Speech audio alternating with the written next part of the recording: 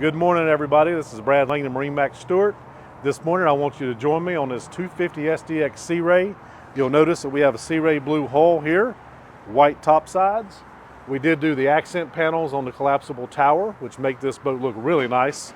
On the aft section, you see we have sea deck flooring, an expansive seating that reverses back and forth here on the back, and you have a 300 horsepower outboard Mercury.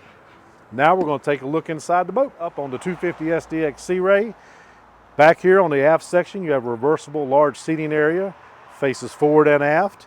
You've got phone chargers back here as well.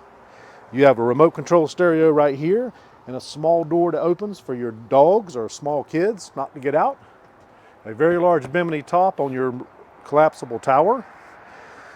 To port side in the cockpit, you've got your table mount, storage underneath all the seats. This boat's also equipped with the infinity woven flooring. Here on the front, you have 12-inch Simrad screen, cup holders, your Fusion Apollo stereo, digital throttle and shift.